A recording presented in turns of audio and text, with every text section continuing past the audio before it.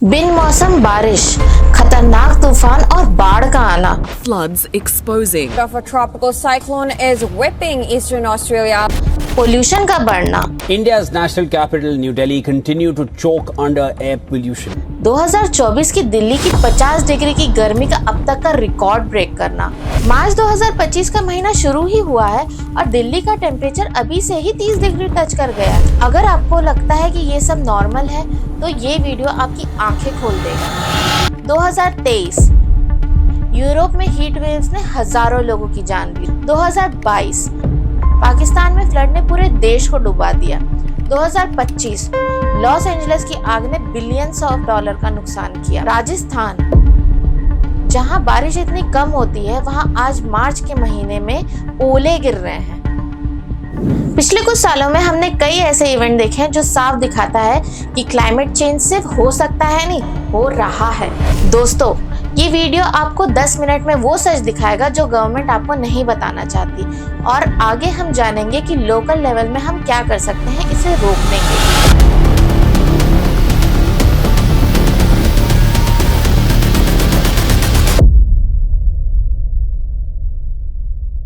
सब कुछ शुरू हुआ 1750s में इंडस्ट्रियल रेवोल्यूशन के साथ। अंग्रेजों ने कोल जला के फैक्ट्रीज चलाई, तब CO2 यानी कार्बन डाइऑक्साइड बढ़ना शुरू हुआ। 1850 तक CO2 280 ppm था, ppm यानी पार्ट पर मिलियन, और आज यही ppm 280 से बढ़ के 420 ppm हो गया है। साइंटिस्ट स्वांते अरेनियस ने 1896 में बोला था CO2 अर्थ को गर्म करेगा, लेकिन किसी ने नहीं सुना। अब आप सोच रहे होंगे कि मैं ये बातें आपको क्यों बता रही हूँ। इसका रीजन है क्लाइमेट चेंज। क्लाइमेट चेंज का मतलब है लॉन्ग टर्म बदलाव जो हमारे प्लैनेट के टेम्परेचर और वेदर पैटर्न्स में हो रहा है। आप सोच रहे होंगे पर बदलाव तो नेचर में हमेशा होता है, इसमें नया क्या है।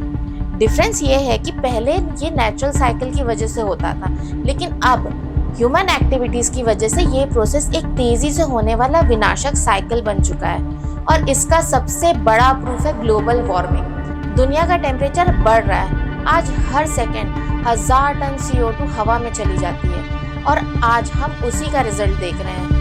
आज के डाटा के हिसाब से ग्लोबल टेम्परेचर 1880 से अब तक लगभग 1 डिग्री सेल्सियस बढ़ गया है। सिर्फ 1 डिग्री सेल्सियस सुनने में कोई बड़ा डिफरेंस नहीं लगता, लेकिन यही 1 डिग्री सेल्सियस इंक्रीज होने की वजह से ग्लेशियर्स पिघल रहे हैं, सी लेवल बढ़ रहे हैं, और फ्लड्स, हीट वेव्स और आंधी तूफान एक्सट्रीम होते जा रहे हैं। 2050 तक मुंबई, कोलकाता और चेन्नई का एक बड़ा हिस्सा पानी के अंदर हो सकता है।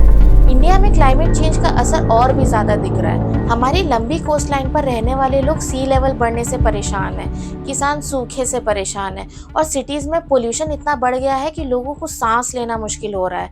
कई रिवर्स सूख गए हैं और कई एरियाज में पानी की कमी हो गई है। पोल्यूशन और क्लाइमेट चेंज का सबसे बड़ा असर हमारी हेल्थ पर है। दिल्ली जैसे शहर में पोल्यूशन इतना बढ़ जाता है कि हर दिन सांस लेना 20 से 25 सिगरेट पीने के बराबर है।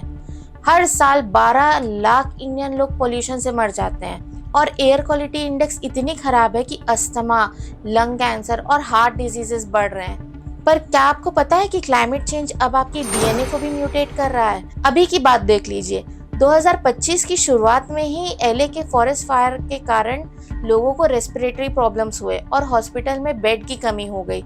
और ये सिर्फ एक छोटा सा हिस्सा है, आने वाले सालों में डिजीजेस और भी बढ़ेंगे। आप सोच रहे होंगे ये तो कभी नहीं होगा, ये बातों के लिए तो बहुत वक्त है।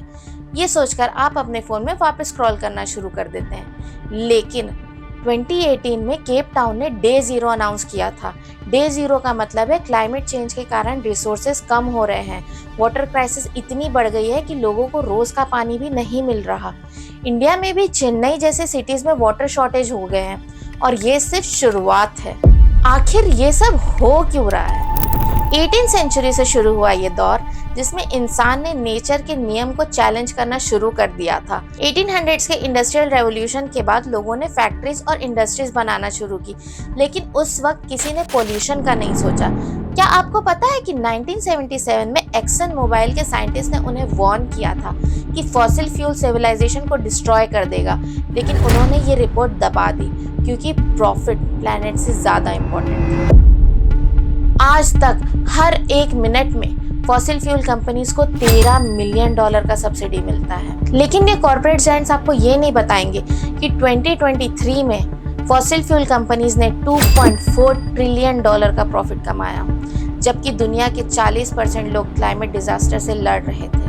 यही नहीं, उनकी रिपोर्ट में लिखा है बाय 2050 क्लाइमेट रेफ्यूजीज 1.2 बिलियन हो जाएंगे, मतलब हर 7 में से एक इंसान घर छोड़ने पर मजबूर होगा, और ये सब हमारी लालच के कारण। आखिर क्या है ये फॉसिल फ्यूल?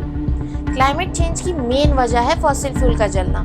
फॉसिल फ्यूल का मतलब है ऐसे ईंधन यानी फ्यूल जो प्राचीन समय के लाखों करोड़ों साल पहले के मरे हुए पेड़ पौधों और जानवरों के बचे खुचे हिस्सों से बने होते हैं। ये लाखों करोड़ों साल तक जमीन के नीचे दबे रहते हैं और धीरे धीरे कोल, पेट्रोल, डीजल और नेचुरल गैस में बदल जाते हैं। इन्हें जलाने से कार्बन डाइऑक्साइड और मीथेन जैसे गैस निकलते हैं, जिनके जलने से दुनिया का टेम्परेचर बढ़ रहा है।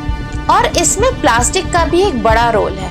ओशन में हर साल 8 मिलियन टन प्लास्टिक डंप होता है। साइंटिस्ट का एस्टिमेट है कि 2050 तक ओशन में मछलियों से ज्यादा प्लास्टिक हो सकता है। और अब की ही बात देख लीजिए, यहाँ यूएस के प्रेसिडेंट ने प्लास्टिक स्ट्रॉ को प्रमोट करते हुए उसे वापस चालू करने का ऑर्डर दे दिया, जबकि प्लास्टिक 200 साल से भी ज्यादा एनवायरनमेंट में रहता है, जो कि एनवायरनमेंट के लिए बहुत हार्मफुल है। ये माइक्रोप्लास्टिक बन के ह्यूमन फूड चेन के जरिए हमारे ब्लड, लंग्स और ब्रेन तक पहुंच जाता है। 2026 तक कैंसर रेट 40% बढ़ने के चांस है, और फिर भी हम प्लास्टिक का इस्तेमाल करते रहते हैं। साइंटिस्ट को डर है कि अगर हम ये 5 क्लाइमेट टिपिंग पॉइंट्स क्रॉस कर देंगे तो क्लाइमेट चेंज कंट्रोल से बाहर हो सकता है। ग्रीनलैंड और एंटार्क्टिका का बर्फ जल्दी पिघल रहा है, जो समुद्र के पानी का लेवल एक खतरनाक लेवल तक बढ़ा सकता है। अमेज़न रेन फॉरेस्ट, जिन्हें अर्थ का लंग्स कहा जाता है, जो अकेला हमारे ऑक्सीजन का 20% देता है, डिफॉरेस्टेशन और बढ़ते हुए टेम्परेचर के कारण सूख सकता है। हर मिनट हम 27 फुटबॉल फील्ड जितने बड़े जंगल को काट रहे हैं। अटलांटिक ओशन के पानी का नेचुरल फ्लो डिस्टर्ब होने से एक्सट्रीम वेदर और फूड शॉर्टेज हो सकते हैं। आर्कटिक में बर्फ के नीचे छुपी मीथेन गैस रिलीज हो गई तो ग्लोबल वार्मिंग और डेंजरस हो जाएगी।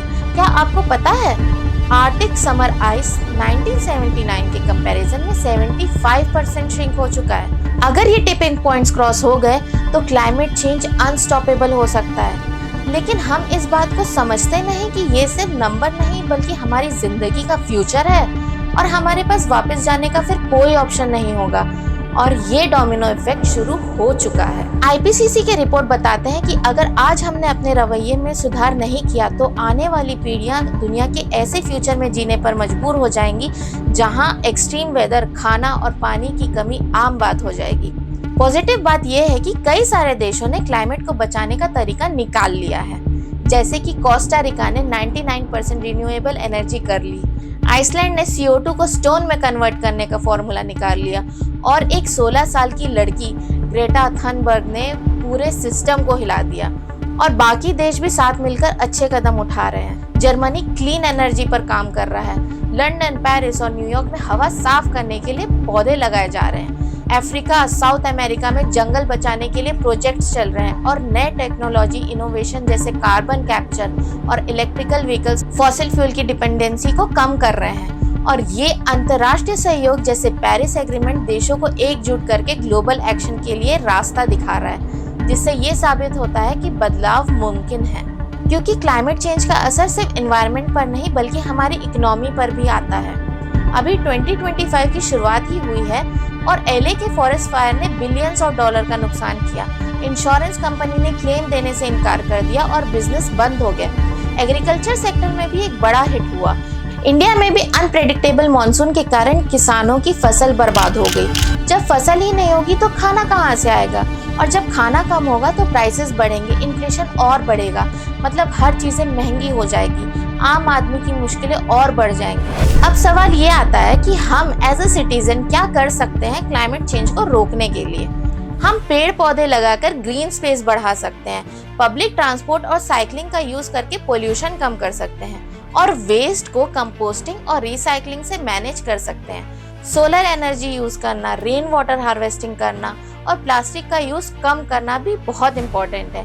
एनर्जी सेविंग हैबिट्स जैसे एलईडी बल्ब्स का यूज करना और अप्लायंसेस को एफिशिएंटली चलाना भी बहुत जरूरी है। अगर हर कोई ये छोटी छोटी चीजें करे तो क्लाइमेट चेंज को रोकने के लिए एक बड़ा फर्क पड़ सकता है।